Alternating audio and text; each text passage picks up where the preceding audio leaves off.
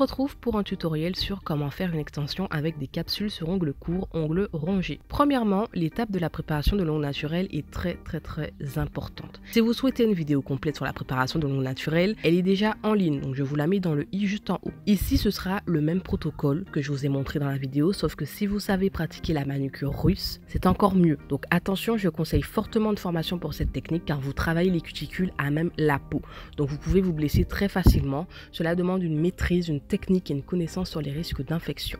Si vous n'avez pas encore le budget pour réaliser la formation ou alors que vous avez la formation mais que ce n'est toujours pas ok pour vous, je vous conseille de faire comme moi dans la vidéo, tout simplement. Juste pour repousser les cuticules, dégager les peaux mortes avec un repousse cuticule et si vous avez un embout à cuticule pour dégager encore plus les petites peaux pour légèrement agrandir la plaque. Donc je répète que le but de cette étape est de décoller la peau de l'ongle et de la dégager. Ainsi vous aurez une bien meilleure surface pour travailler l'ongle sans que la peau morte vous dérange.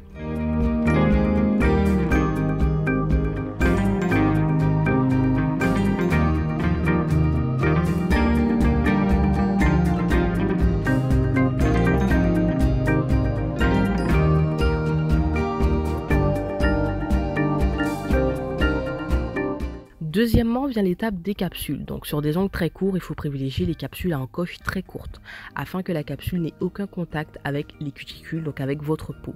Il faut que la capsule soit collée, on va dire, à au moins la moitié de votre ongle naturel. Prenez ça comme repère. De façon à ce que quand vous allez limer la capsule et la démarcation, vous ne limerez pas les cuticules, donc la peau, vous n'allez pas vous blesser. Une fois que j'ai collé les capsules, donc sans faire de bulle d'air bien sûr, et le plus droit que possible, je coupe la longueur souhaitée. Alors, vient le moment où chacun a plus ou moins son opinion personnelle. Sachez que la longueur sur ongles courts rongés, selon moi, encore selon moi, se définit selon chaque cas.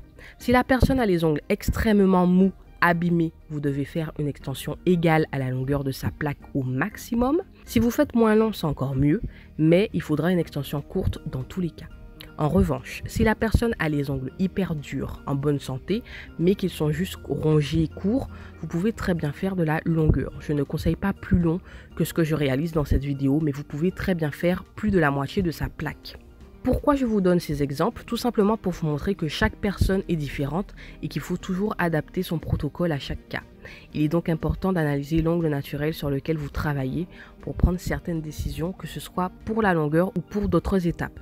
Ensuite, il faut procéder au limage de la forme. Donc l'une d'entre vous m'a posé la question sur Instagram, quelle forme est appropriée sur ongles courts? Alors il n'y a pas vraiment de forme appropriée sur ongles courts, ce n'est pas la forme qui fera que la pose tiendra mieux, mais c'est bien la longueur qui a un fort impact. La question de la forme se pose pour un rendu plus harmonieux, plus joli au niveau de l'esthétique, on va dire. Alors oui, même si on fait une forme coffine comme je l'ai fait, on voit à la base de l'ongle que la pose a été réalisée sur ongle court. On va dire que ça accentue le fait que l'ongle soit rongé en dessous, vu que la forme est affinée et se resserre. Je ne sais pas si vous voyez ce que je veux dire. Donc le résultat ne sera pas le même que si j'avais fait cette pose sur une plaque plus longue. Donc idéalement, surtout si vous faites une pose plus courte que celle dans la vidéo, je vous conseille principalement les formes arrondies et dans certains cas, pourquoi pas la forme coffine, si vous avez de bons millimètres, sinon ce ne sera pas très joli. Je lime ensuite la démarcation un maximum sans toucher à l'ongle naturel et bien sûr je lime l'ensemble de la capsule afin que le gel appliqué par la suite adhère correctement.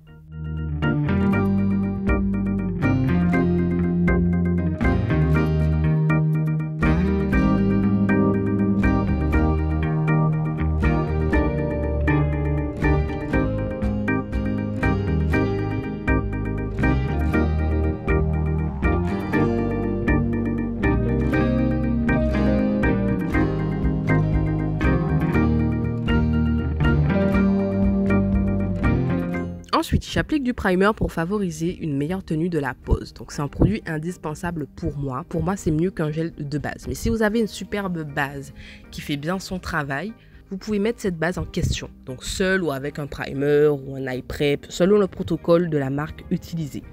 Ensuite, petite technique pour n'oublier aucun endroit, j'applique une fine couche de gel monophase, donc qui sert de base, construction, finition. Vous pouvez appliquer un gel de construction, mais dans cette vidéo, j'applique un gel monophase. Et ensuite, toujours sans catalyser, je réalise le bombé en fonction de la longueur et la surface de l'ongle. Si vous maîtrisez parfaitement le gel et son application, vous pouvez directement faire le bombé. Le bombé est égal à la construction. Vous devez renforcer la pose afin de lui permettre de durer dans le temps et de ne pas se casser au moindre geste. Donc j'utilise le gel monophase épais du site Aussibel. Donc ce gel est super, je vous ai fait une vidéo sur ce gel. Il ne coule pas, il est idéal pour les poses sur chablon, il chauffe pas, en tout cas très peu. Et ça fait toute la différence. Donc vraiment pour débutants, c'est le must have quand vous avez du mal avec le bombé, que ça coule trop, etc. Très important, vous ne devez pas toucher la peau. Ou alors si vous touchez sans le vouloir, ça peut arriver par manque de concentration, retirez le gel sur la peau avant de catalyser.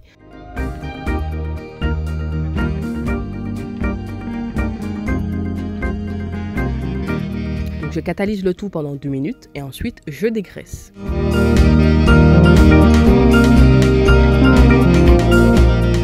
Si le gel a coulé pendant que vos ongles étaient dans la lampe et que vous n'avez pas su maîtriser la viscosité à temps, vous pouvez rattraper ce petit incident au limage seulement si le gel a légèrement coulé. Vous l'avez donc compris, vient le moment du limage et donc de la mise en forme. Donc cette étape est tout aussi importante que les autres car elle permet de perfectionner le modelage en gel qui a été fait précédemment. Donc le bombé, les bosses, etc. Mais aussi de bien raccorder, fusionner le gel à l'ongle naturelle afin que tout soit parfaitement limé près des cuticules. Si vous ne limez pas correctement, vous pouvez sans le vouloir créer des futurs décollements car vous laisserez des espaces afin que l'eau puisse passer entre votre vrai ongle et la pose, ce qui causera des infiltrations.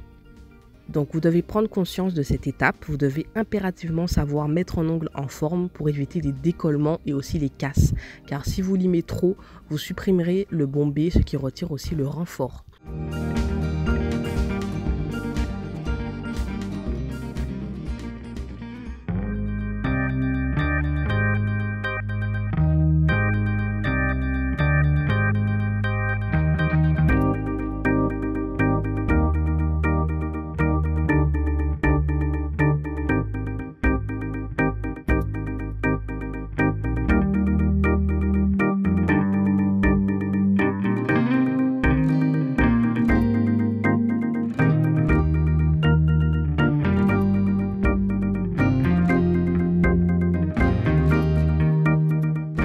Donc une fois que la mise en forme est effectuée, vous appliquez la couleur. Ici j'applique la couleur Amore de Madame Glam. Pour cette couleur, il faut 2 couches pour une bonne opacité.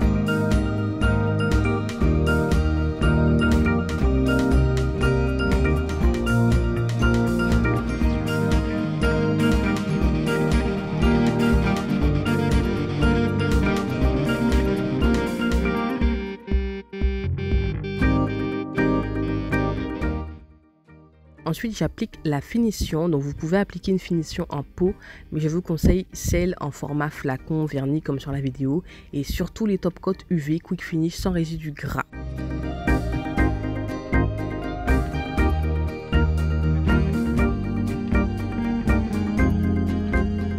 Ainsi, vous aurez une finition brillante sans résidu de poussière ou de coton, etc.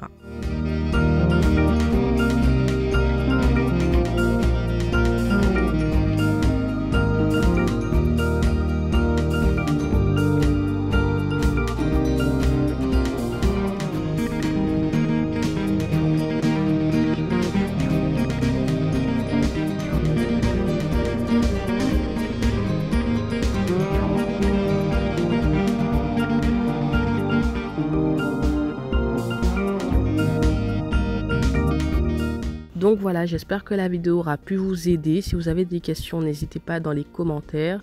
Je vous dis à la prochaine vidéo. Bye bye.